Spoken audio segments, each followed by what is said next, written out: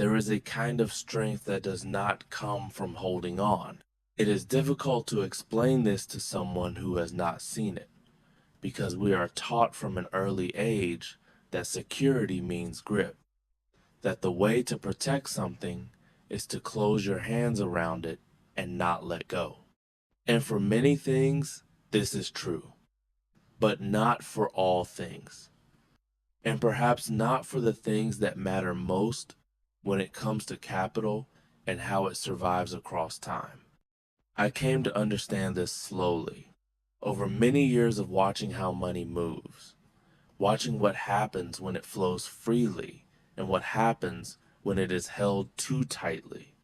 And what I eventually came to see is that the places where capital thrives over long periods are not always the places where it is most protected, but rather the places where it is most able to move. Amsterdam taught me this, not through lessons or explanations, but simply by being what it is. A city built on water, on trade, on the assumption that things will come and go, that goods will arrive from distant places and depart for others, that nothing is meant to sit still for too long because stillness in a place like this is not rest but stagnation. The financial character of Amsterdam is difficult to see if you are looking for the wrong things. There are no monuments to wealth here in the way you might find elsewhere. No towering statements of financial power. What there is instead is something more diffuse, more woven into the fabric of daily life. The expectation, present in almost every transaction, that exchange is natural, that buying and selling are not events to be agonized over, but simply the way things work. This ease is not carelessness. It is not the result of people failing to think carefully about what they are doing. It is the opposite, in fact. It is the result of generations of careful thought about what makes exchange possible, about how to remove the frictions that prevent things from moving, about how to create systems where someone who needs to buy can find someone willing to sell without delay, without difficulty, without the weight of bureaucracy that makes movement exhausting. When you spend time here, you begin to notice how little gets stuck. In other places, transactions can feel heavy. There are processes and approvals, gates and gatekeepers, layers of permission that must be obtained before anything can happen. Amsterdam has stripped most of this away, not recklessly, not without structure, but with the practical understanding that unnecessary friction serves no one. That the purpose of a financial system is not to prevent things from happening, but to allow them to happen well.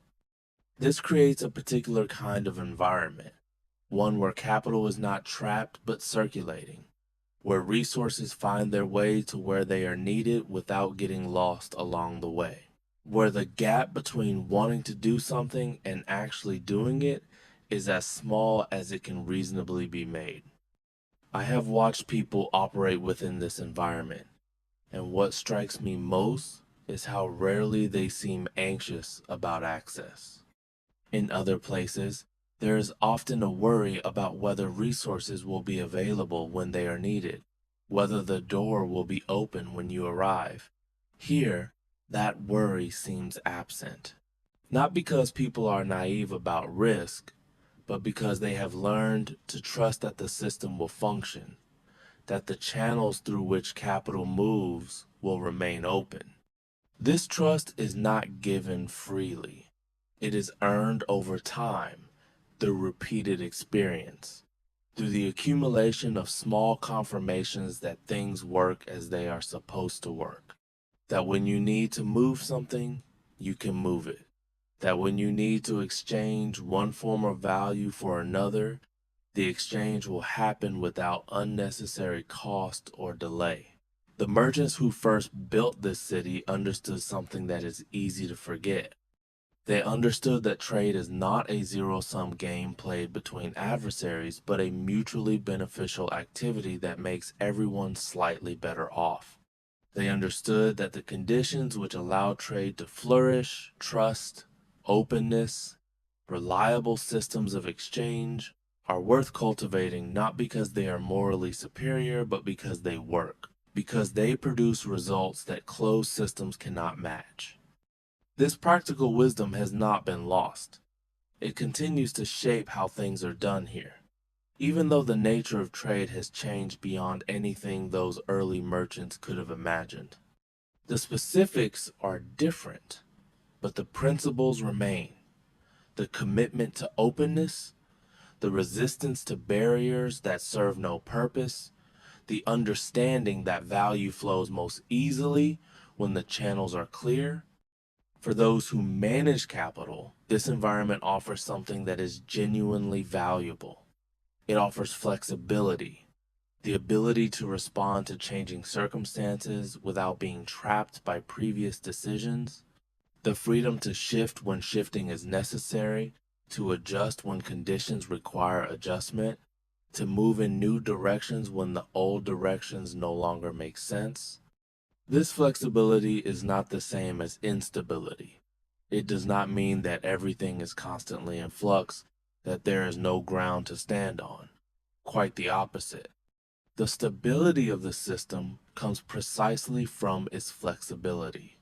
Because it can adapt, it does not break. Because it can absorb change, it is not destroyed by change. The capacity to move is what allows it to remain. I think about this often when I consider what it means to prepare for an uncertain future. We cannot know what is coming. Anyone who claims otherwise is either foolish or dishonest.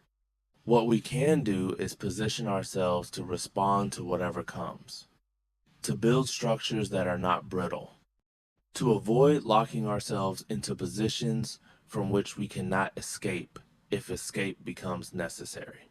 Amsterdam's financial culture does this almost instinctively. It does not try to predict what will happen next. It simply ensures that when something does happen, there will be room to maneuver. That capital will not be frozen in place when movement is required, that the channels will remain open even when the environment shifts. This is a different kind of security than the kind offered by rigidity. It does not feel as solid at first. It does not give the satisfaction of knowing that everything is locked down, that nothing can change without permission, but it is more durable in the long run, because it does not depend on circumstances remaining the same.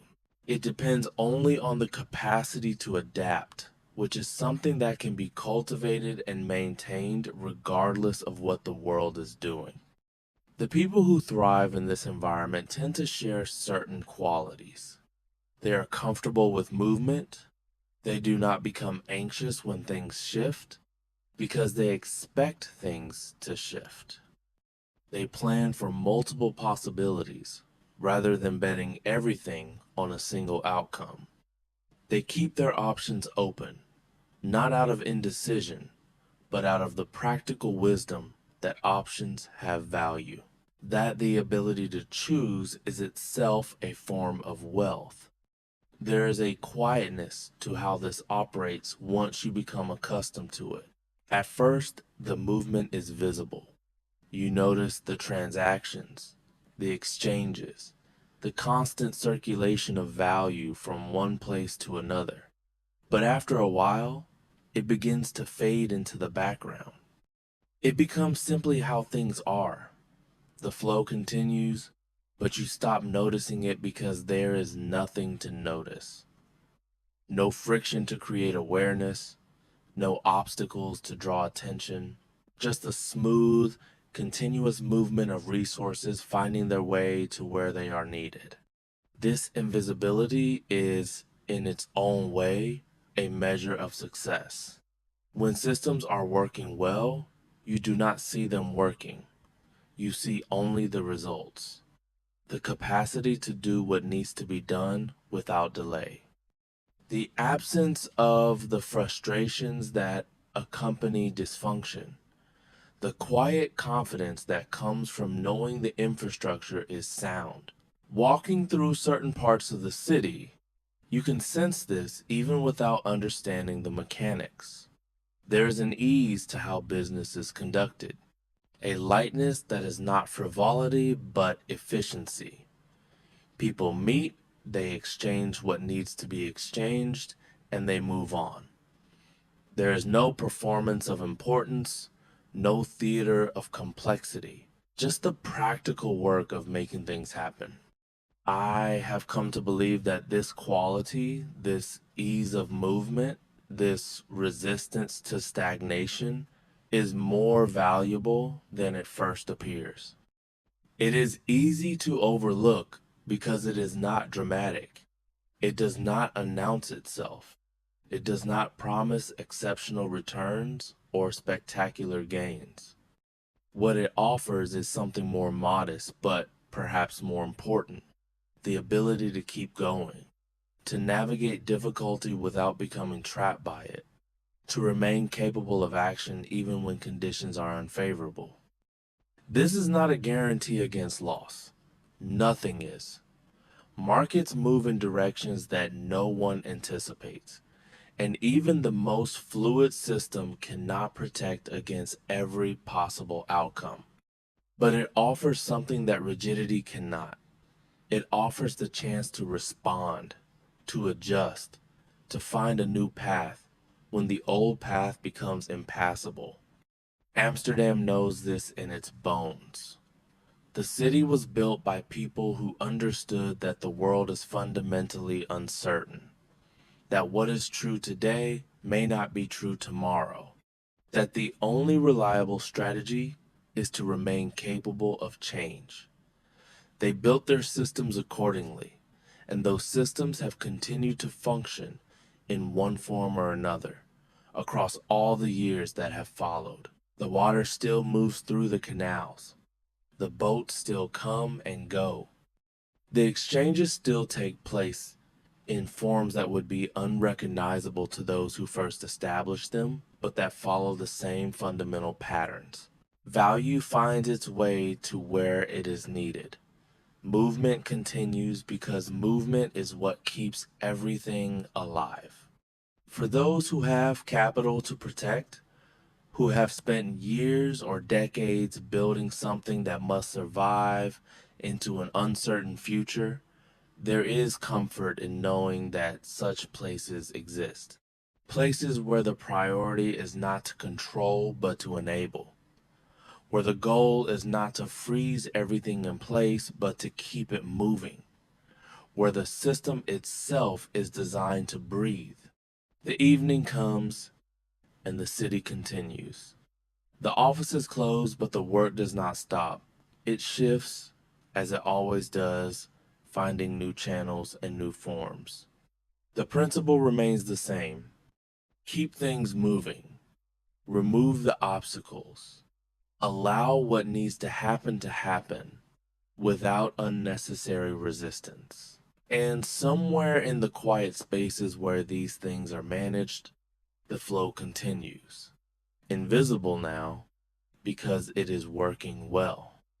Because the channels are clear and the friction is low and everything is moving as it should, the water continues through the canals. The light fades over the rooftops. The movement goes on, steady and uninterrupted, asking for no attention, requiring no acknowledgement, simply continuing as it always has. Because continuing is what it was built to do. And the circulation persists, quiet and reliable, carrying what needs to be carried from where it was to where it must go, without pause, without announcement, moving still, even as the words fade and the attention shifts elsewhere, the system operating as systems do when they are working properly, which is to say, almost entirely unseen, the motion itself becoming invisible. Just the gentle, ongoing fact of things finding their way. still moving, still circulating, still